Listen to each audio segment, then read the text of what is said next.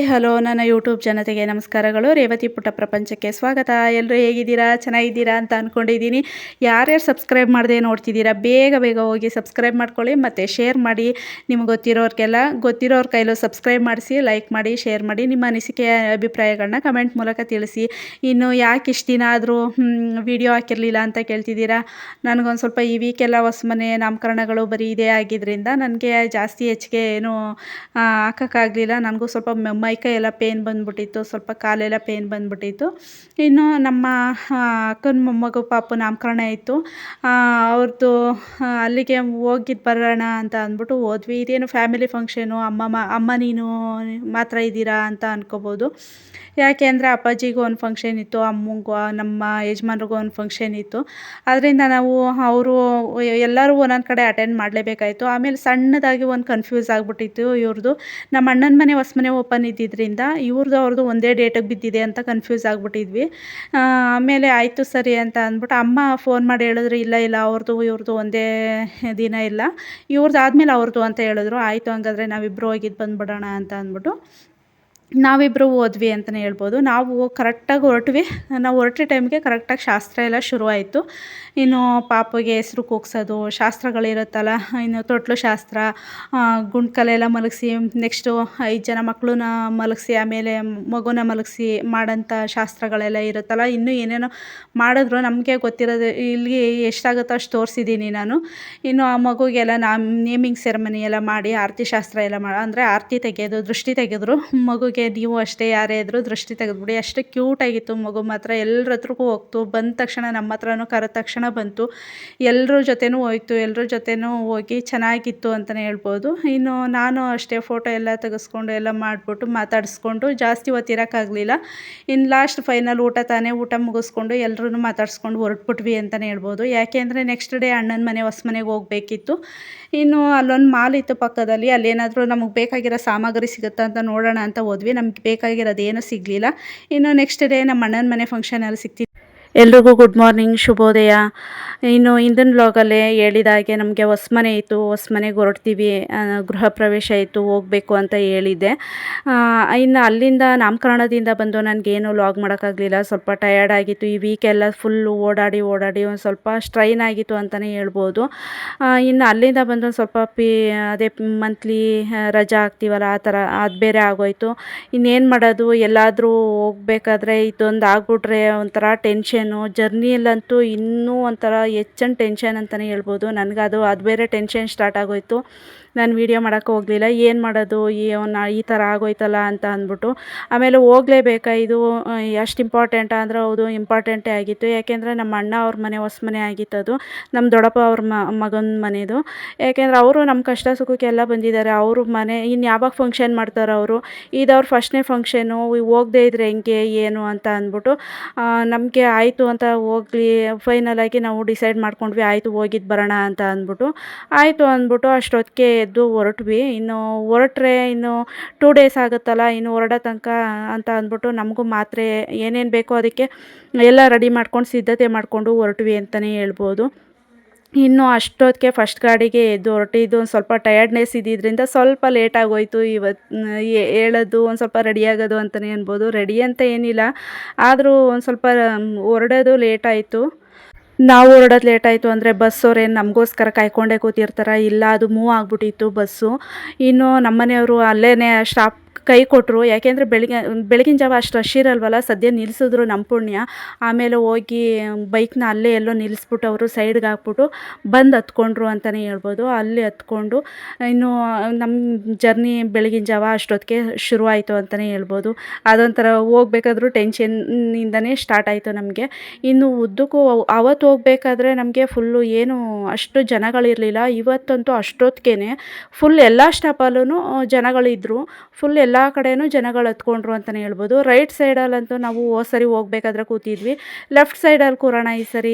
ಆಮೇಲೆ front seat ಸಿಕ್ಕಿತ್ತಲ್ಲ, ಸರಿನೂ ಫ್ರಂಟೇ ಕೂತಿದ್ದು. ಆದರೆ ಈ ಸರಿ ಒಂದು ಸ್ವಲ್ಪ ಚೇಂಜ್ ಕಾಣುತ್ತಲ್ಲ, ಲೆಫ್ಟ್ಗೂ ರೈಟ್ಗೂ ಒಂದು ಸ್ವಲ್ಪ ವ್ಯೂಸ್ಗಳು ಬೇರೆ ಇರುತ್ತೆ, ವಾತಾವರಣ ಪ್ರಕೃತಿ ಬೇರೆ ಥರ ಕಾಣಿಸುತ್ತಲ್ಲ ಅಂತ ಅಂದ್ಬಿಟ್ಟು ಈ ಕಡೆ ಕೂತ್ಕೊಂಡ್ವಿ. ಆದರೆ ಮುಂದೆ ಸೀಟಲ್ಲಿ ಕಂಡಕ್ಟರ್ ಸೀಟ್ ಸಿಕ್ಬಿಟ್ಟಿತ್ತು. ಇನ್ನು ಅದೊಂದು ಸ್ವಲ್ಪ ಮರೆ ಆಗ್ತಿತ್ತು. ಇರಲಿ ಪರವಾಗಿಲ್ಲ, ನೀವು ಅದನ್ನೆಲ್ಲ ಅಡ್ಜಸ್ಟ್ ಮಾಡ್ಕೋತೀರ ಅಲ್ವಾ, ಇರಲಿ ಪರವಾಗಿಲ್ಲ ಬಿಡಿ. ನಂದು ಏನೋ ದೊಡ್ಡ ಚೆನ್ನಾಗಿರೋ ಕ್ಯಾಮ್ರಾ ಅಲ್ಲ, ಇದ್ದಿದ್ರಲ್ಲಿ ನೀಟಾಗಿ ತೋರಿಸ್ಬೇಕು ಅಂತ ತೋರಿಸ್ತಿದ್ದೀನಿ. ಏನು ಆಮೇಲೆ ಇವಳು ಏನು ದೊಡ್ಡ ಕ್ಯಾಮ್ರಾ ಇಟ್ಕೊಂಡವಳೆ, ಚೆನ್ನಾಗಿ ಬಿಲ್ಡಪ್ ಕೊಡ್ತಾವಳೆ ಅಂತ ಏನು ಅಂದ್ಕೋಬೇಡಿ. ಇರೋದ್ರಲ್ಲಿ ಸ್ವಲ್ಪ ನೀಟಾಗಿ ಚೆನ್ನಾಗಿರೋದ್ರಲ್ಲಿ ಚೆನ್ನಾಗಿ ನೀಟಾಗಿ ತೋರಿಸೋಣ ಅಂತ ಅಷ್ಟೇ ನಂದು ಉದ್ದೇಶ, ಇನ್ನೇನಿಲ್ಲ. ಬೇರೆ ಥರ ಏನು ಅಂದ್ಕೋಬೇಡಿ. ಇನ್ನು ನಮ್ಮ ಜರ್ನಿ ಪ್ರಯಾಣ ಶುರುವಾಯಿತು ಅಂತಲೇ ಹೇಳ್ಬೋದು. ಇನ್ನು ಅಮ್ಮ ಅವರು ಈ ಸರಿ ನಮ್ಮ ಜೊತೆ ಬರಲಿಲ್ಲ. ಇನ್ನು ನನ್ನ ತಮ್ಮನ ಹೆಂಡ್ತಿನೂ ಅಷ್ಟೇ ಈ ಸರಿ ನಮ್ಮ ಜೊತೆ ಬರಲಿಲ್ಲ. ಮಕ್ಕಳು ಅಷ್ಟೇ ಅವರು ಊರಲ್ಲೇ ಬಿಟ್ಬಿಟ್ಟು ಊರಿಂದನೇ ಅಲ್ಲಿ ಬಸ್ ಮಾಡಿದರು. ಅವರು ಆ ಕಡೆಯಿಂದನೇ ಬರ್ತೀವಿ ಯಾಕೆ ಹೋದ ಸರಿ ಮಕ್ಕಳು ಕರ್ಕೊಬಂದು ತುಂಬ ಇದಾಗೋಯ್ತು, ಕಷ್ಟ ಆಗೋಯ್ತು. ಮಕ್ಕಳೆಲ್ಲ ಹತ್ತು ಚಂಡಿ ಮಾಡಿ ಅವಳಿಗೂ ಆರಾಮಾಗಿ ಬರೋಕ್ಕೆ ಆಗಲಿಲ್ಲ. ಅದಕ್ಕೆ ಮಕ್ಕಳನ್ನ ನಮ್ಮ ತಾಯಿ ಮನೆಯಲ್ಲೇ ಬಿಟ್ಬಿಟ್ಟು ಬರ್ತೀನಿ ಅಂದ್ಲು. ಆಯಿತು ಅಂತ ಅಂದ್ಬಿಟ್ಟು ಅವರು ಆ ಕಡೆ ಬಸ್ಸಲ್ಲಿ ಬಂದರು. ಆಂಟಿನೂ ಅಷ್ಟೇ ಅಲ್ಲೇ ಬಸ್ ಮಾಡಿದ್ರಲ್ಲ ಊರಿಂದ, ಅಲ್ಲಿಂದಾನೇ ಬರ್ತೀವಿ ಅಂತ ಅಂದ್ಬಿಟ್ಟು ಅವರೆಲ್ಲ ಆ ಕಡೆಯಿಂದ ಬಂದರು.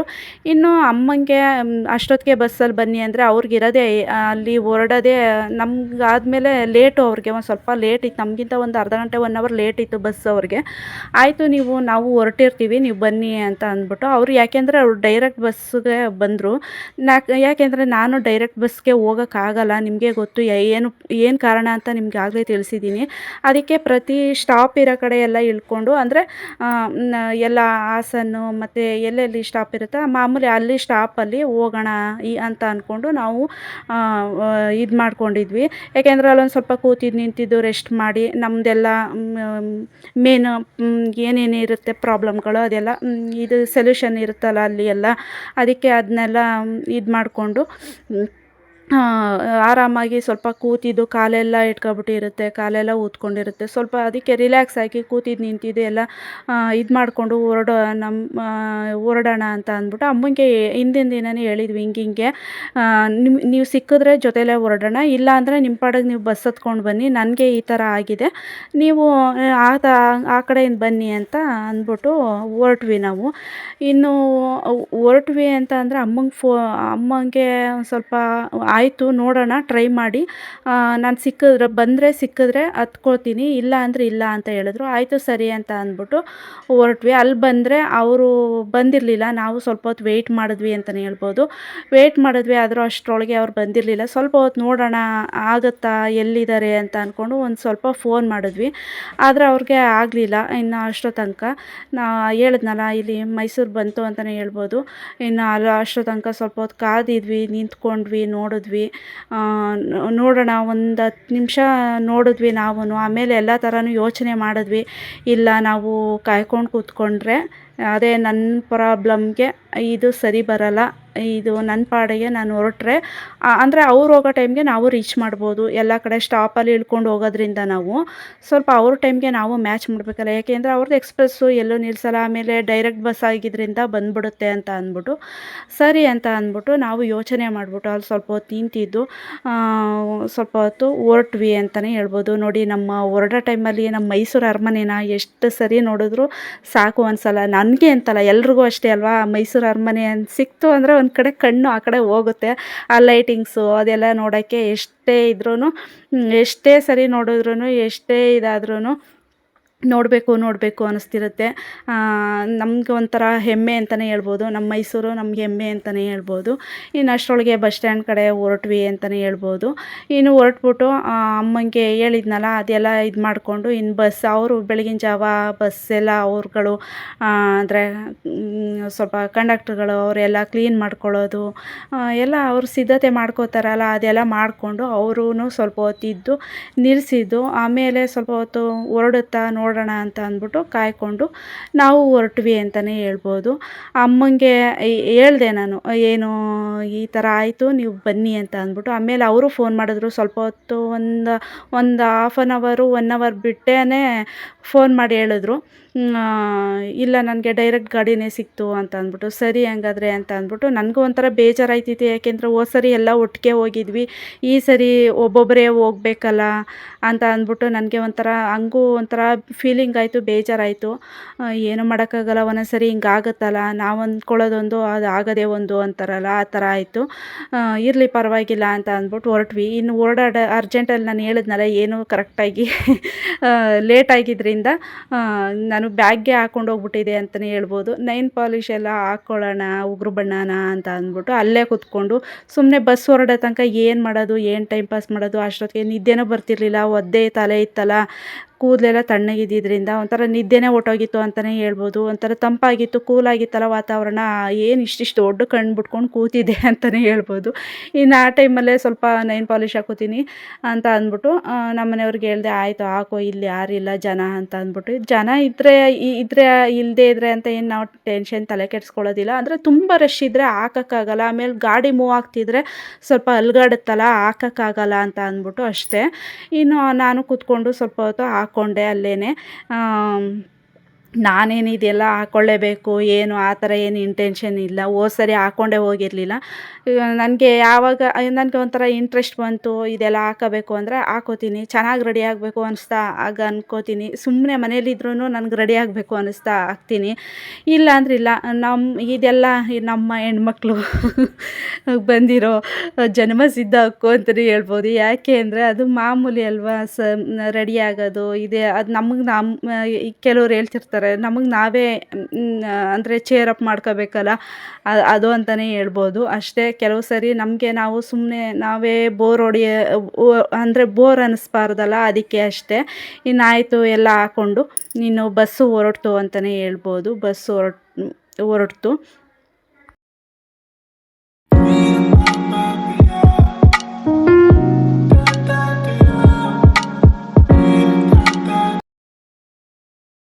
ಇನ್ನು ಬಸ್ಸು ಹೊರಡ್ತಾ ಎಷ್ಟು ರಶ್ ಆಯಿತು ಅಂದರೆ ಫುಲ್ ರಶ್ ಆಯಿತು. ಹತ್ತು ಎಲ್ಲ ಪ್ರಯಾಣಿಕರು ಕೂತ್ಕೊಂಡ್ರು ಅಂತಲೇ ಹೇಳ್ಬೋದು. ಇನ್ನು ಅಷ್ಟರೊಳಗೆ ಅಲ್ಲೊಬ್ಬರು ಕೂತಿದ್ರು ಮುಂದೆ ಸೀಟಲ್ಲಿ. ಎಷ್ಟು ಪರ್ಫೆಕ್ಟಾಗಿ ಹೇಳ್ತಿದ್ರು ಅಂತ, ಇಲ್ಲ ಈ ಬಸ್ಸು ಇಷ್ಟರೊಳಗೆ ಇಷ್ಟೊತ್ತಿಗೆ ಹೊರಡಬೇಕಿತ್ತು. ಎಂತೆಂಥ ಟ್ಯಾಲೆಂಟ್ಗಳು ಇರ್ತಾರೆ ಅಂದರೆ ನಮ್ಮ ಕಡೆ. ನನಗೆ ಆಶ್ಚರ್ಯ ಆಯಿತು. ಯಾಕೆಂದರೆ ನಾನು ಹೊರಗಡೆ ಹೋಗೋದೇ ತುಂಬ ಅಪರೂಪ ಅಲ್ವಾ. ಅವ್ರು ಎಷ್ಟು ಎಕ್ಸಾಕ್ಟಾಗಿ ಹೇಳ್ತಿದ್ರು ಅಂದರೆ, ಇಲ್ಲ ಈ ಟೈಮ್ಗೆ ಬರಬೇಕಿತ್ತು, ಈ ಟೈಮ್ಗೆ ಇಲ್ಲಿಗೆ ಹೋಗಬೇಕಿತ್ತು. ಏನು ಆ್ಯಕ್ಟಿವ್ ಆಗಿದ್ರು ಅಂದರೆ ಆ ಕಡೆ ಈ ಕಡೆ ನೋಡೋದು, ಪರ್ಫೆಕ್ಟಾಗಿ ಮಾತಾಡೋದು ಎಲ್ಲ ನೋಡಿಬಿಟ್ಟು ನನಗೆ ಒಂಥರ ಆಶ್ಚರ್ಯ ಆಗೋಯಿತು. ಟೈಮಿಂಗ್ಸ್ ಎಲ್ಲ ಇಷ್ಟೊತ್ತಿಗೆ ಬರಬೇಕಿತ್ತು, ಇಷ್ಟೊತ್ತಿಗೆ ಹೊರಡಬೇಕಿತ್ತು, ಈ ಟೈಮಿಂಗ್ಸ್ಗೆ ಇರಬೇಕಿತ್ತು ಅಂತ ಎಲ್ಲ ಹೇಳ್ತಿದ್ರು. ಅದು ನೋಡಿ ನನಗೊಂದು ಸ್ವಲ್ಪ ಆಶ್ಚರ್ಯನೇ ಆಯಿತು. ಆಮೇಲೆ ಲೈಟೆಲ್ಲ ಆಫ್ ಮಾಡಿಸ್ಬಿಟ್ರು. ನಮ್ಮ ಚಂದ್ರ ಅಂತೂ ನಮ್ಮ ಹಿಂದೆನೇ ಹಿಂಬಾಲಿಸ್ತಿತ್ತು. ನಾನು ಲೈಟ್ ಅನ್ಕೊಬಿಟ್ಟಿದ್ದೆ, ಆಮೇಲೆ ನೋಡಿದ್ರೆ ಅದು ಚಂದ್ರ. ಅದು ಏನು ಬೆಳಕಾಯಿತು ಸ್ವಲ್ಪ. ಅಂದರೆ ಬೆಳಕಾಗುತ್ತಲ್ಲ. ಇನ್ನು ಸೂರ್ಯ ಮೂಡೋದಂತೂ ಇಲ್ಲಿ ಈ ಕಡೆ ತೆಗಿಯೋಕ್ಕಾಗಲಿಲ್ಲ. ಯಾಕೆಂದರೆ ನಾವು ಕೂತಿದ್ದೆ ಲೆಫ್ಟ್ ಸೈಡು, ರೈಟ್ ಸೈಡ್ ಕೂತಿರಲಿಲ್ಲ ಈ ಸರಿ. ಅದರಿಂದ ಸ್ವಲ್ಪ ಚೇಂಜ್ ಇರಲಿ ಅಂತ ಅಂದ್ಬಿಟ್ಟೆ ನಾವು ಆ ಕಡೆ ಕೂತ್ಕೊಂಡ್ವಿ. ನಮ್ಮ ಮನೆಯವರಂತೂ ನಿದ್ದೆಗೆ ಜಾರ್ಬಿಟ್ರು. ಅವರು ಫುಲ್ಲು ನಿದ್ದೆ. ನನಗಂತೂ ನಿದ್ದೆನೇ ಬರ್ತಿರ್ಲಿಲ್ಲ. ಗೊತ್ತಿಲ್ಲ ಯಾಕೆ ಅಂತ ಅಂದ್ಬಿಟ್ಟು. ಕೂಲಾಗಿತ್ತಲ್ಲ ವಾತಾವರಣ, ಅದಕ್ಕೋ ಏನಕ್ಕೋ ಗೊತ್ತಿಲ್ಲ. ಇನ್ನು ಆ ಕಡೆ ಅಂತೂ ಇಬ್ಬನಿ ಎಷ್ಟಿತ್ತು ಅಂದರೆ, ಈ ಕಡೆ ಇಬ್ಬನಿನೇ ಇಲ್ಲ ನಮಗೆ. ಏನು ಬಿಸಿಲು ಸೆಕೆ ನಮಗೆ.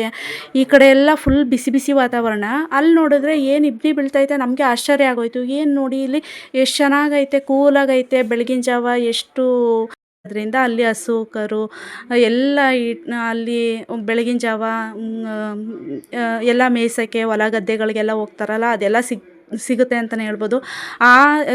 ಇದನ್ನು ನನ್ನ ಗಂಡನ ಮನೇಲಿ ಸ್ವಲ್ಪ ಮಿಸ್ ಮಾಡ್ಕೊಂಡಿದ್ದೀನಿ ಅಂತಲೇ ಹೇಳ್ಬೋದು. ಅಂದರೆ ಎಲ್ಲ ಒಂದೊಂದು ವಾತಾವರಣಕ್ಕೆ ನಾವು ಸೆಟ್ ಆಗಬೇಕಲ್ವ. ಎಲ್ಲ ವಾತಾವರಣವೂ ಒಂದೇ ಥರ ಇರಲ್ಲ. ಆದರೆ ನಾವು ಎಲ್ಲಿ ಹೋಗ್ತೀವಿ, ಯಾವ ಕಡೆ ಹೋಗ್ತೀವಿ, ಅದನ್ನು ಎಂಜಾಯ್ ಮಾಡ್ಕೊಂಡು ಹೋಗ್ಬೇಕಷ್ಟೇ ಲೈಫು. ಎಲ್ಲಿ ನೋಡ್ತೀವಿ, ಯಾವ ವಾತಾವರಣ ಇರುತ್ತೆ ಅದಕ್ಕೆ ಅಡ್ಜಸ್ಟ್ ಆಗಿ ಎಂಜಾಯ್ ಮಾಡ್ಕೊಂಡು ಹೋಗಬೇಕು. ನಾವು ನಮ್ಮ ಗಂಡನ ಮನೆಗೆ ಬಂದಾಗ ಫಸ್ಟು ನಮಗೆ ಸ್ವಲ್ಪ ಕಷ್ಟ ಆಯಿತು ಅಡ್ಜಸ್ಟ್ ಆಗೋದು ಸ್ವಲ್ಪ. ಆಮೇಲೆ ಈ ಕಡೆ ಎಲ್ಲ ನೀರಿಲ್ಲ. ನಮ್ಮ ಕಡೆ ಎಲ್ಲ ಫುಲ್ಲು ನೀರಿನ ವಾತಾವರಣ. ಈ ಥರ ಎಲ್ಲಿ ನೋಡಿದ್ರು ಭತ್ತ, ಪೈರು, ಮರ ಗಿಡಗಳು, ಈ ಥರ ನಮ್ಮ ಕಡೆ ಎಲ್ಲ ನದಿ, ಹೊಳೆ, ಎಲ್ಲಿ ನೋಡಿದ್ರು ಈ ಥರ ವಾತಾವರಣ. ಇನ್ನು ನನ್ನ ಗಂಡನ ಮನೆ ಕಡೆ ಅಂತೂ ಅಲ್ಲಿ ನೀರು, ನದಿ, ಕಾಲುವೆ ಆ ಥರ ನಾನು ಎಲ್ಲೂ ನೋಡಿಲ್ಲ ಇದುವರೆಗೂ. ಆಮೇಲೆ ಸ್ವಲ್ಪ ಅಲ್ಲೆಲ್ಲ ನೀರು ಇವೆಲ್ಲ ಕಡಿಮೆ ಇತ್ತು. ನಾವು ಮದುವೆ ಆದ ಟೈಮಲ್ಲಂತೂ ಫುಲ್ ಬಸ್ಗಳು ಕಮ್ಮಿ ಇತ್ತು. ಮತ್ತು ರೇಟು ಕಮ್ಮಿ ಇತ್ತು ಅಂತಲೇ, ಬಸ್ ಚಾರ್ಜ್ ಎಲ್ಲ ರೇಟು ಕಮ್ಮಿ ಇತ್ತು. ಮತ್ತು ಅಲ್ಲೆಲ್ಲ ನೀರು ಸ್ವಲ್ಪ ಕಷ್ಟ ಇತ್ತು ಅವಾಗ. ಎಷ್ಟು ಕಷ್ಟ ಇತ್ತು ಅಂದರೆ ನಾವೆಲ್ಲ ಬೋರಲ್ಲಿ ಹೊರಬೇಕಿತ್ತು. ಅವಾಗೆಲ್ಲ ಪಾಪ ನನ್ನ ಮದುವೆ ಆದ ಹೊಸ್ತಲ್ವ, ನಮ್ಮ ಅತ್ತೆಯವರೆಲ್ಲ ನೀರನ್ನೆಲ್ಲ ತಗೊಬಂದು ಕೊಡ್ತಿದ್ರು. ಆ ಟೈಮಲ್ಲಿ ನನಗೆ ಅಭ್ಯಾಸ ಇರಲಿಲ್ಲ. ಸ್ವಲ್ಪ ಒಂದೆರಡು ಸರಿ ಅಂದರೆ ಅವ್ರ ಹತ್ರ ತಂದಿದ್ದನ್ನ ಇಸ್ಕೊಂಡು ಅಂದರೆ ತೊಟ್ಟಿ ಕಡೆಗಳೆಲ್ಲ ಇರುತ್ತೆ ಬರುತ್ತಲ್ಲ ಅಲ್ಲಿಗೆಲ್ಲ ಉಯ್ಕೊಂಡ್ರೆ ಸಾಕು ಸ್ವಲ್ಪ ಎಲ್ಲ ಊದ್ಕೊಂಡಂಗೆ ಅಂದರೆ ಅಭ್ಯಾಸ ಇರಲಿಲ್ವಲ್ಲ ನಮಗೆ ಎಲ್ಲ ಕೈ ಕಾಲೆಲ್ಲ ಪೇಯ್ನ್ ಬಂದುಬಿಡ್ತಿತ್ತು ಅಂತಲೇ ಹೇಳ್ಬೋದು. ಅವರು ನಮ್ಮನ್ನ ಇದು ಮಾಡ್ತಿದ್ರು, ನೀವು ನಮ್ಮಷ್ಟು ಇದು ಮಾಡೋಕ್ಕಾಗಲ್ಲ ನಿಮ್ಮ ಕೈಲಿ, ನಿಮ್ಮ ನೋಡೋಕೆ ಹಿಂಗಿದ್ದೀರಾ ಅಷ್ಟೇ, ನಾವು ಅಂಡೆ ಎಲ್ಲ ಎತ್ಕೊಂಬರ್ತಿದ್ವಿ ಅಂತ ಅಂದ್ಬಿಟ್ಟೆಲ್ಲ ನಮಗೆ ಬೈಯೋದು ಒಂಥರ ರೇಗಿಸೋದು ಎಲ್ಲ ಮಾಡ್ತಿದ್ರು. ಇನ್ನೇನು ಮಾಡೋದು, ಎಲ್ಲದಕ್ಕೂ ಅಡ್ಜಸ್ಟ್ ಆಗಬೇಕಲ್ಲ. ಬರ್ತಾ ಬರ್ತಾ ವಾತಾವರಣ ನಾವು ಅಡ್ಜಸ್ಟ್ ಆದ್ವಿ. ಇನ್ನು ಅಷ್ಟರೊಳಗೆ ನಿಮ್ಮ ಹತ್ರ ಮಾತಾಡಿಕೊಂಡು ಮನೆ ಕಡೆಗೆ ಬಂದೇ ಬಿಟ್ವಿ. ಮನೆಗೆ ಬಂದರೆ ನಾನು ಒಳಗಡೆ ಹೋಗಿರಲಿಲ್ಲ, ಯಾಕೆ ಅಂದರೆ ಅಲ್ಲೆಲ್ಲ ಪೂಜೆ ನಡೀತಿತ್ತಲ್ಲ, ಅದರಿಂದ ಅವ್ರಿಗೆಲ್ಲ ಹೇಳ್ದೆ, ಅರ್ಥ ಮಾಡಿಕೊಂಡ್ರು. ನಾನು ಯಾಕೆಂದರೆ ಈಗ ನೆಕ್ಸ್ಟು ಹೋದ ವಾರನೇ ನಾನು ಅಲ್ಲೊಂದು ಹೊಸ್ಮನೆ ಫಂಕ್ಷನ್ ಇತ್ತು, ಅಲ್ಲಿಗೆ ಹೋಗಿದ್ದಾಗ ಹೇಳಿದ್ದೆ, ಹಿಂಗೆ ನನಗೆ ಇದಿದೆ, ಪ್ರಾಬ್ಲಮ್ ಇದೆ, ಮಂತ್ಲಿ ಪ್ರಾಬ್ಲಮ್ ಇದೆ ಅಂತ ಹೇಳಿದ್ದೆ. ಇವ್ರ ಮನೆಗೇ ಹೋಗಿದ್ದು, ಅಲ್ಲಿ ತೋರಿಸ್ತಿದ್ದೀನಲ್ಲ, ಅಲ್ಲಿ ಕೂತಿದ್ದಾರಲ್ಲ, ನಿಂತಿದ್ದಾರಲ್ಲ, ಅವ್ರ ಮನೆಗೆ ಹೋಗಿದ್ದು ಹೊಸ್ಮನೆ ಓಪನ್ಗೆ. ಅವ್ರ ಮನೆಗೂ ಇವ್ರ ಮನೆಗೂ ಒಂದೊಂದು ವಾರ ಡಿಫ್ರೆನ್ಸ್ ಇತ್ತು ಅಷ್ಟೇ. ಇನ್ನು ಅವ್ರಿಗೆ ಹೇಳ್ದೆ, ಅದಕ್ಕೆ ನಾನು ಒಳಗಡೆ ಹೋಗಲಿಲ್ಲ, ಸಿಂಪಲಾಗಿ ಪೂಜೆನ ನನ್ನ ತಮ್ಮ ಮತ್ತು ನಮ್ಮ ಮನೆಯವ್ರ ಕೈಲಿ ಕೊಟ್ಟು ಕಳಿಸಿದೆ, ವೀಡಿಯೋ ಮಾಡ್ಕೊಬನ್ನಿ ಅಂತ ಅಂದ್ಬಿಟ್ಟು. ಅವರು ಒಳಗಡೆ ಹೋದ್ರಂತೆ. ಇನ್ನು ಪೂಜೆ ಕೂತಿದ್ರಲ್ಲ, ಆ ಕಡೆ ಎಲ್ಲ ಸೈಡಲ್ಲೆಲ್ಲ ಕೂತ್ಬಿಟ್ಟಿದ್ರು. ಪೂಜೆಗೆ ಎಲ್ಲ ಮೇಲಕ್ಕೆ ಹೋಗೋಕ್ಕಾಗಲ್ಲ ಅಂತ ಅಂದ್ಬಿಟ್ಟು ಒಂಥರ ಇವ್ರುಗಳು ಅಷ್ಟೇ ಅಲ್ವಾ, ಒಂಥರ ನಾಚಿಕೊಂಡು ಹೋಗಿಲ್ಲ ಅವರು. ಆಮೇಲೆ ಎಲ್ಲ ಆಚೆನೇ ಕೂತಿದ್ವಿ, ಎಲ್ಲ ಊರಿಂದ ಎಲ್ಲ ಬಂದರು, ಎಲ್ಲರೂ ಮಾತಾಡಿಸ್ಬಿಟ್ಟು ಇನ್ನು ಅಮ್ಮ ಅವರು ಬಂದರು. ನಾವು ಹೋಗಿ ಒಂದು ಅರ್ಧ ಗಂಟೆಗೆಲ್ಲ ಅಮ್ಮನೂ ಬಂದರು ಹಿಂದೆಯೇ. ಇನ್ನು ನನ್ನ ತಮ್ಮನ ಹೆಂಡತಿ ಅವರೆಲ್ಲ ಊರಿಂದ ಬಸ್ ಬರಬೇಕಲ್ಲ, ಅವರೇ ಎಲ್ಲ ಬಂದರು. ಇನ್ನು ನಾವು ಹೋಗ್ತಿದ್ದಂಗೆ ತಿಂಡಿ ಎಲ್ಲ ತಿಂದ್ಕೊಂಡು ಎಲ್ಲರೂ ಮಾತಾಡಿಸ್ಕೊಂಡು ಕೂತಿದ್ವಿ. ಯಾಕೆಂದರೆ ದೂರ ಪ್ರಯಾಣ ಅಲ್ವಾ, ಆಮೇಲೆ ಖಾಲಿ ಹೊಟ್ಟೆಲಿ ಬೇರೆ ಹೋಗಿರ್ತೀವಿ, ಹೊಟ್ಟೆ ಎಲ್ಲ ಅಷ್ಟು ಬಿಟ್ಟಿರುತ್ತೆ ಸಖತ್ತು. ಇನ್ನು ತಕ್ಷಣ ಅಲ್ಲಿ ಇರಂಗೂ ಇರಲಿಲ್ಲ, ಇನ್ನೆಲ್ಲ ಮುಯ್ಯೆಲ್ಲ ಕೊಟ್ಬಿಟ್ಟು ಗಿಫ್ಟು ಅಂತ ಎಲ್ಲ ಕೊಟ್ಬಿಟ್ಟು ಅವ್ರದ್ದೆಲ್ಲ ಒಂದು ವೀಡಿಯೋ ಮಾಡಿಕೊಂಡು ಸಿಂಪಲಾಗಿ, ಏನು ಜಾಸ್ತಿ ತೆಗಿಯೋಕ್ಕಾಗಲಿಲ್ಲ. ಯಾಕೆಂದರೆ ಹೇಳ್ಬೇಕು ಅಂದರೆ ನನ್ನ ಫ್ರೆಂಡ್ ಮನೆಯದೇ ಚೆನ್ನಾಗಿ ತೆಗ್ದಿದ್ದೀನಿ, ನಮ್ಮ ಅಣ್ಣ ಅವ್ರ ಮನೆಯದು ತೆಗಿಯೋಕ್ಕಾಗಲಿಲ್ಲ. ಯಾಕೆಂದರೆ ಈ ಥರ ಪ್ರಾಬ್ಲಮ್ ಆಗೋಯ್ತಲ್ಲ ಅಷ್ಟೇ. ಇನ್ನು ಆಟೋ ಹೊತ್ಕೊಂಡು ಹೊರಟು ಬಂದ್ವಿ ನಮ್ಮ ಪಾಡಿಗೆ ನಾವು. ಇನ್ನು ಅಲ್ಲಿ ಅಮ್ಮನೂ ಬರಬೇಕಾದ್ರೆ ನಮ್ಮ ಜೊತೆ ಜಾಯ್ನ್ ಆದರು ಅಂತಲೇ ಹೇಳ್ಬೋದು. ಯಾಕೆಂದರೆ ಹೋಗ್ಬೇಕಾದ್ರೆ ಅದೇ ಹೇಳಿದ್ನಲ್ಲ, ಆ ಥರ ಬರೋಕ್ಕಾಗಲಿಲ್ಲ. ಇನ್ನು ಬರಬೇಕಾದ್ರೆ ನಮ್ಮ ಜೊತೆನೇ ಬಂದರು. ಆಯಿತು ಸರಿ ಅಂತ ಅಂದ್ಬಿಟ್ಟು ಎಲ್ಲ ಕೂತ್ಕೊಂಡು ಒಂದೇ ಬಸ್ಸಲ್ಲಿ ಹೊರಟ್ವಿ. ಇನ್ನು ಮಧ್ಯಾಹ್ನ ಅಂತೂ ಕೇಳಬೇಕು, ಆ ಬಿಸಿಲು ಅಂತೂ ಜಳ ಅಂತ ಬಿಸಿಲು ಹೊಡಿತಿತ್ತು, ಅಷ್ಟು ಬಿಸಿಲು. ನಾವು ಮುಂದೆ ಕೂತಿದ್ರೆ ಅಲ್ಲಿ ಕರುವ್ಸಲ್ವಾ ಸ್ಟಾರ್ಟ್ ಆಯಿತು. ಇನ್ನು ನಮ್ಮ ಮನೆಯವರಂತೂ ಜಾರ್ಕೊಂಡು ಹೋಗ್ತಿದ್ರು. ಇನ್ನು ಸ್ವಲ್ಪ ಹೊತ್ತು ಸುಮಾರು ಹೊತ್ತು ನಾವು ಒಂದು ಕೂತಿದ್ವಿ. ಸುಮಾರು ಅದು ಯಾವುದೋ ಒಂದು ಸ್ಟಾಪ್ ಅಂತೂ ನನಗೆ ಸರಿಯಾಗಿ ನೆನಪಿಲ್ಲ ಆ ಕಡೆ ಊರದು. ನೋಡಿ ಇಲ್ಲಿ ಬಿಸಿಲು ಅಂತ ಅಂದ್ಬಿಟ್ಟು ನನ್ನ ಹತ್ರ ಛತ್ರಿ ಇತ್ತು, ಅದನ್ನು ಅಮ್ಮಂಗೆ ಬಿಸಿಲು ಹೊಡಿಯುತ್ತೆ ಅಂತ ಅಂದ್ಬಿಟ್ಟು ಹಾಕ್ತೆ. ನಮ್ಮ ಮನೆಯವ್ರಿಗೆ ನಿದ್ದೆ ಬಂದ್ಬಿಡ್ತಾ, ಜಾರಿ ಬೀಳ್ತಿದ್ರು. ನಾನು ಪದೇ ನನ್ನ ಇಟ್ಕೋತಿದ್ರು, ಅವ್ರನ್ನೂ ಇಟ್ಕೊಳ್ಳೋದು, ಜೊತೆಗೆ ನಾನು ಜಾರ್ತಿದ್ದೆ. ಆ ಥರ ಆಯಿತು ಅಂತ ಅಂದ್ಬಿಟ್ಟು ನೆಕ್ಸ್ಟ್ ಸೀಟ್ ಚೇಂಜ್ ಮಾಡ್ಕೊಳ್ಳೋಣ ಅಂತ ಅಂದ್ಬಿಟ್ಟು ಬೆಳಗ್ಗೆ ನಾನು ಸ್ವಲ್ಪ ಪೂರಿ ಎಲ್ಲ ಒಗ್ಗರಣೆ ಮಾಡಿಕೊಂಡು ಸ್ನ್ಯಾಕ್ಸ್ ಥರ ಅಲ್ಲಿ ಏನಾದರೂ ತಿನ್ನೋಕ್ಕೆ ಬೇಕಲ್ಲ ಅಂತ ಅಂದ್ಬಿಟ್ಟು ಹೋದ ಸರಿ ಎಲ್ಲ ತೊಗೊಂಡೋಗಿದ್ವಿ. ಈ ಸರಿನೂ ಹಂಗೇ ತೊಗೊಂಡೋದ್ವಿ. ಹೋದ ಸರಿ ಅಂದರೆ ಹೊರಡೋ ಟೈಮಲ್ಲಿ ನನಗೇನು ತಿನ್ನಬೇಕು ಅನ್ನಿಸ್ಲಿಲ್ಲ, ಖಾಲಿ ಹೊಟ್ಟೆ, ತಂಪಾದ ವಾತಾವರಣ ಇತ್ತಲ್ಲ, ಅದಕ್ಕೆ. ಈಗ ಬರಬೇಕಾದ್ರಂತೂ ಫುಲ್ ನಿದ್ದೆ ಮಾಡ್ಕೊಂಡು ಬಂದ್ವಿ, ಹಾಸನ ಬಂದ್ವಿ. ಆಮೇಲಂತೂ ಯಾಕೋ ಹೊಟ್ಟೆ ಸ್ವಲ್ಪ ಚುರು ಅನ್ನೋಕ್ಕೆ ಸ್ಟಾರ್ಟ್ ಆಯಿತು, ಆ ಬಿಸಿಲಿಗೂ ಅದಕ್ಕೂ. ಇನ್ನು ಅಮ್ಮನೂ ಕೂತಿದ್ರಲ್ಲ ಅಂತ ಅಂದ್ಬಿಟ್ಟು ಅಮ್ಮಂಗೆ ನನಗೆ ಎಲ್ಲ ಪುರಿ ತೊಗೊಂಡು ತಿನ್ನೋಕೆ ಕೂತ್ಕೊಂಡ್ವಿ ಅಷ್ಟೇ. ಅಮ್ಮ ಹಿಂಗೆ ಕಾಲು ಬಿಟ್ಕೊಂಡು ಕೂತಿದ್ರೆ ಇದಾಗ್ಬಿಡುತ್ತೆ, ಕಾಲು ಎಲ್ಲ ಊದ್ಕೊಬಿಡುತ್ತೆ. ನಾನು ಕಾಲು ಮಡಿಸ್ಕೊಂಡು ಚಕ್ಲ ಬಾಕ್ಲು ಹಾಕ್ಕೊಂಡು ಕೂತ್ಕೋತೀನಿ ಅಂತ ಅಂದ್ಬಿಟ್ಟು ಕೂತ್ಕೊಂಡ್ರು ಅಷ್ಟೇ. ಅವನು ಅದು ಹೆಂಗೆ ತಿರುಗಿಸ್ತಾ ಅಂದರೆ ಸುಯ್ಯಿ ಅಂತ ಜಾರ್ಕೊಬಿಟ್ರು. ಅಮ್ಮ ಕೆಳಗಡೆಗೆ ಬಿದ್ದೋದ್ರು. ನನಗೆ ಗಾಬರಿ ಆಗೋಯ್ತು, ಕೈಲಿ ಪುರಿ ಇಟ್ಕೊಂಡಿದ್ದೀನಿ, ಪುರಿ ಎಲ್ಲ ಚೆಲ್ಲೋಯ್ತು. ಅಮ್ಮ ಬೇರೆ ಸಂದಿಗೆ ಸೇರ್ಕೊಬಿಟ್ರು. ಅದು ವೀಡಿಯೋ ಎಲ್ಲಿ ಮಾಡೋಕ್ಕಾಗುತ್ತೆ ನಾನು ಆ ಟೈಮಲ್ಲಿ. ಆಮೇಲೆ ಯಾರೋ ಹಿಂದೇನು ಸೀಟಲ್ಲಿ ಬಂದು ಅವರು ಪಾಪ ಎತ್ತಕ್ಕೆ ಟ್ರೈ ಮಾಡಿದ್ರು. ಯಾರು ಎತ್ತಕ್ಕೆ ಟ್ರೈ ಮಾಡಿದ್ರು ಆಗಲ್ಲ, ಯಾಕೆಂದರೆ ಅವರೇ ಸಂದಿಗೆ ಸೇರ್ಕೊಬಿಟ್ಟಿದ್ರು. ಆಮೇಲೆ ಎದ್ರು. ಒಂದು ಕಡೆ ಟೆನ್ಷನ್ನು ಆಗೋಯ್ತು, ಒಂದು ಕಡೆ ನಗನು ಬರ್ತೈತೆ ಇಬ್ರಿಗೂ. ಆ ಥರ ಆಯಿತು. ಆಮೇಲೆ ಏನೇ ಮಾಡಿದ್ರು ಅಲ್ಲಿ ಒಂಥರ ಅವ್ರ ಸೀರೆನೂ ಸಿಲ್ಕಿ ಆಗಿತ್ತಲ್ಲ, ಸ್ವಲ್ಪ ನೈಸು, ಸೀಟೂ ಅಷ್ಟೇ ನೈಸಾಗಿತ್ತು. ಅದರಿಂದ ಅದು ಕರ್ವಲ್ಲಿ ತಿರುಗಿಸ್ದಾಗೆಲ್ಲ ಸುಯಿ ಅಂತ ಜಾರ್ಕೊಳ್ಳೋದು. ಯಾಕೆಂದರೆ ನಮ್ಗೆ ಅಭ್ಯಾಸ ಇಲ್ವಲ್ಲ, ಅಭ್ಯಾಸ ಇರೋರಿಗೆ ಕರೆಕ್ಟಾಗಿ ಕೂತಿದ್ರು ಸ್ಟಿಫಾಗಿ, ನಮಗೆ ಅಭ್ಯಾಸ ಇಲ್ಲ. ಕರು ತೀರ್ದಾಗೆಲ್ಲ ಜಾರ್ಕೊಳ್ಳೋದು ನಮಗೆ, ಆ ಥರ ಆಯ್ತಿತ್ತು. ಇನ್ನೊಂದು ಸ್ವಲ್ಪ ಹೊತ್ತು ನಾವು ಎಲ್ಲ ಸ್ನ್ಯಾಕ್ಸ್ ಎಲ್ಲ ತಿಂದ್ಕೊಂಡು ಹೊರಟ್ವಿ. ಇನ್ನು ಸ್ವಲ್ಪ ದೂರ ಆದಮೇಲೆ ಸ್ವಲ್ಪ ಸೀಟು ಬೇರೆ ಸಿಕ್ತು ನಮಗೆ. ಯಾಕೆ ಅಂದರೆ ಪಕ್ಕದಲ್ಲಿ ಸ್ವಲ್ಪ ಒಂದು ಕಂಬಿ ಇತ್ತು, ಅದೊಂದು ಸ್ವಲ್ಪ ತಡೆಯುತ್ತೆ ಅಂತ ಅಂದ್ಬಿಟ್ಟು ಅಮ್ಮ ಸೀಟ್ ಚೇಂಜ್ ಮಾಡಿಕೊಂಡ್ರು. ಇಲ್ಲ ನಾನು ಆ ಕಡೆ ಕೂತ್ಕೋತೀನಿ, ಇದೊಂದು ಸ್ವಲ್ಪ ಗ್ರಿಪ್ ಐತೆ, ಹಿಂಗೆ ಜಾರಿದ್ರು ಇದು ಕಂಬಿ ಐತೆ, ನಾನು ಇಟ್ಕೋಬೋದು ಅಂತ ಅಂದ್ಬಿಟ್ಟು ಅಲ್ಲೂ ಕೂತ್ಕೊಂಡ್ರು.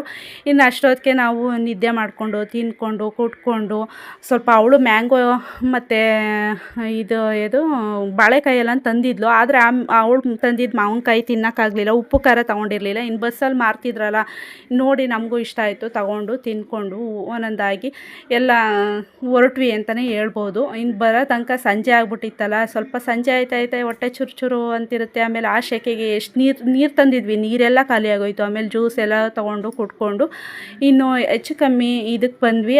ಅಲ್ಲೂ ಪುನಃ ರಶ್ಶು. ಏನಪ್ಪ ಇವಾಗ ಇಷ್ಟೊಂದು ರಶ್ ಇರುತ್ತಲ್ಲ ಅಂತ ಅಂದ್ಕೊಂಡ್ವಿ. ಇರಲಿ ಪರವಾಗಿಲ್ಲ, ಸೀಟ್ ಸಿಕ್ತಲ್ಲ ಅದೇ ಪುಣ್ಯ ಅಂತ ಅಂದ್ಬಿಟ್ಟು ಇನ್ನು ಮೈಸೂರು ಹತ್ತತ್ರ ಬಂದ್ವಿ. ಅಮ್ಮನೂ ಅಷ್ಟೇ ಇಳ್ಕೊಳ್ಳೋಕ್ಕೆ ರೆಡಿ ಆದರು. ಇನ್ನು ನಮ್ಮ ಮೈಸೂರಿಗೆ ಬಂದುಬಿಟ್ರೆ ಏನು ಟೆನ್ಷನ್ ಇಲ್ಲ. ಇನ್ನು ನಗರ ಮೈಸೂರು ಈ ಕಡೆ ಹಾಸನ ಬಂತು ಅಂದರೆ ಏನು ಕರ್ವಿರಲ್ಲ. ಅಲ್ಲಿ ಅಮ್ಮಂಗೂ ಬಾಯ್ ಮಾಡಿಬಿಟ್ಟು ಹೊರಟ್ವಿ.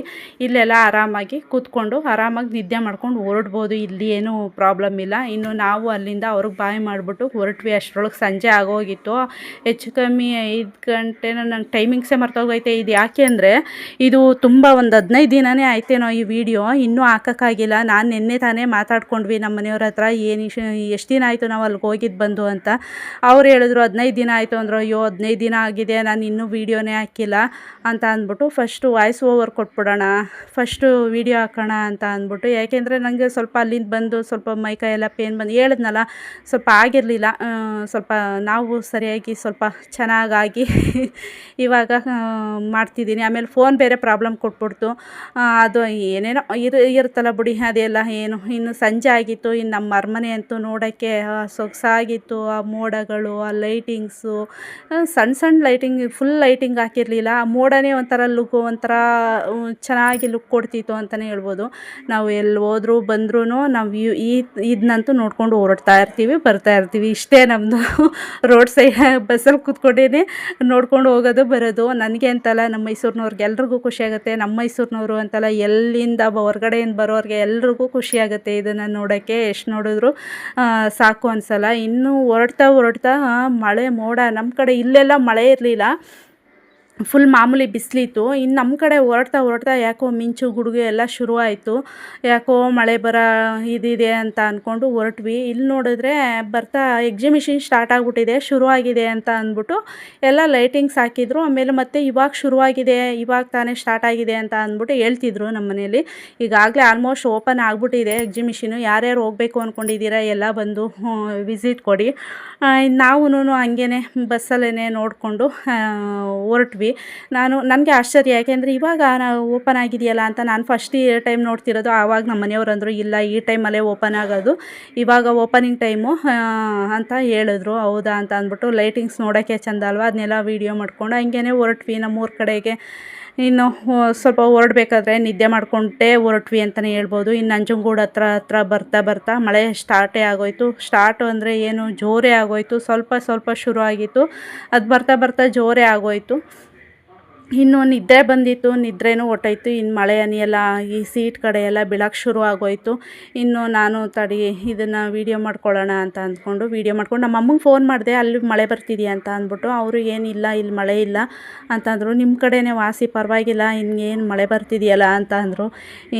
ಇನ್ನೇನು ಅಷ್ಟು ಮಾಮೂಲಿ ಅಲ್ಲ, ಸಿಂಪಲ್ ಏನಿಲ್ಲ, ಜೋರಾಗೆ ಮಳೆ ಬರ್ತಿತ್ತು.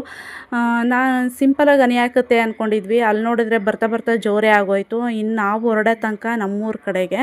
ಇನ್ನು ಅಲ್ಲಿ ಫುಲ್ಲು ನಾವು ಬೈಕ್ ನಿಲ್ಲಿಸ್ಬಿಟ್ಟು ಬಂದಿದ್ವಲ್ಲ ನೋಡಿ, ಅಲ್ಲೆಲ್ಲ ಫುಲ್ಲು ನೀರೆಲ್ಲ ತುಂಬ್ಕೊಬಿಟ್ಟಿದೆ ಫುಲ್ಲು. ಅಂದರೆ ತೆಗಿಯೋಕ್ಕೂ ಆಗ್ತಿಲ್ಲ ಅಷ್ಟೊಂದು. ಆಮೇಲೆ ನಮ್ಮ ಕ್ಯಾಮ್ರಾದಲ್ಲೇ ಬ್ಯಾಟ್ರಿ ಆನ್ ಮಾಡಿಕೊಂಡು ಲೈಟ್ ಆನ್ ಮಾಡಿಕೊಂಡು, ಅಂದರೆ ನಮ್ಮ ಮನೆ ಪಕ್ಕನೇ ನಿಲ್ಲಿಸಿದ್ವಿ. ಯಾಕೆಂದರೆ ಹೋಗ್ಬೇಕಾದ್ರೆ ನಮಗೆ ಬಸ್ಸು ಬೇಗ ಸಿಕ್ಬಿಡ್ತಲ್ಲ, ಅಂದರೆ ಕೈ ಕೊಟ್ಬಿಟ್ಟು ನಿಲ್ಲಿಸ್ಬಿಟ್ಟು ಹತ್ತಿದಲ್ವಾ, ಆ ಥರ ಆಯ್ತಲ್ಲ ಅಂತ ಅಂದ್ಬಿಟ್ಟು ಅಲ್ಲೇ ನಿಲ್ಲಿಸ್ಬಿಟ್ಟಿದ್ವಿ. ಅಲ್ಲಿಂದ ಬೈಕ್ನ ತಗೊಂಡು ಮನೆಗೆ ಹೊರಟ್ವಿ ಅಂತಲೇ ಹೇಳ್ಬೋದು.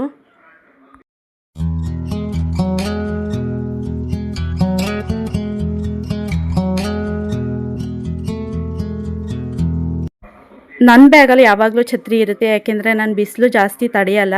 ಅದರಿಂದ ಈ ಛತ್ರಿ ಇದ್ದರೆ ಎಲ್ರಿಗೂ ಒಳ್ಳೆಯದು. ಅಂತಂದರು. ನಿಮ್ಮ ಕಡೆನೇ ವಾಸಿ, ಪರವಾಗಿಲ್ಲ, ಇನ್ನೇನು ಮಳೆ ಬರ್ತಿದೆಯಲ್ಲ ಅಂತ ಅಂದರು. ಏನು ಇನ್ನೇನು ಅಷ್ಟು ಮಾಮೂಲಿ ಅಲ್ಲ, ಸಿಂಪಲ್ ಏನಿಲ್ಲ, ಜೋರಾಗೆ ಮಳೆ ಬರ್ತಿತ್ತು. ಸಿಂಪಲಾಗಿ ಹನಿ ಹಾಕುತ್ತೆ ಅಂದ್ಕೊಂಡಿದ್ವಿ, ಅಲ್ಲಿ ನೋಡಿದ್ರೆ ಬರ್ತಾ ಬರ್ತಾ ಜೋರೇ ಆಗೋಯಿತು. ಇನ್ನು ನಾವು ಹೊರಡೋ ತನಕ ನಮ್ಮೂರ ಕಡೆಗೆ, ಇನ್ನು ಅಲ್ಲಿ ಫುಲ್ಲು ನಾವು ಬೈಕ್ ನಿಲ್ಲಿಸ್ಬಿಟ್ಟು ಬಂದಿದ್ವಲ್ಲ ನೋಡಿ, ಅಲ್ಲೆಲ್ಲ ಫುಲ್ಲು ನೀರೆಲ್ಲ ತುಂಬ್ಕೊಬಿಟ್ಟಿದೆ ಫುಲ್ಲು. ಅಂದರೆ ತೆಗಿಯೋಕ್ಕೂ ಆಗ್ತಿಲ್ಲ ಅಷ್ಟೊಂದು. ಆಮೇಲೆ ನಮ್ಮ ಕ್ಯಾಮ್ರಾದಲ್ಲೇ ಬ್ಯಾಟ್ರಿ ಆನ್ ಮಾಡಿಕೊಂಡು ಲೈಟ್ ಆನ್ ಮಾಡಿಕೊಂಡು ಅಂದರೆ ನಮ್ಮ ಮನೆ ಪಕ್ಕನೇ ನಿಲ್ಲಿಸಿದ್ವಿ. ಯಾಕೆಂದರೆ ಹೋಗ್ಬೇಕಾದ್ರೆ ನಮಗೆ ಬಸ್ಸು ಬೇಗ ಸಿಕ್ಬಿಡ್ತಲ್ಲ, ಅಂದರೆ ಕೈ ಕೊಟ್ಬಿಟ್ಟು ನಿಲ್ಲಿಸ್ಬಿಟ್ಟು ಹತ್ತಿದಲ್ವ, ಆ ಥರ ಆಯ್ತಲ್ಲ ಅಂತ ಅಂದ್ಬಿಟ್ಟು ಅಲ್ಲೇ ನಿಲ್ಲಿಸ್ಬಿಟ್ಟಿದ್ವಿ. ಅಲ್ಲಿಂದ ಬೈಕ್ನ ತಗೊಂಡು ಮನೆಗೆ ಹೊರಟ್ವಿ ಅಂತಲೇ ಹೇಳ್ಬೋದು.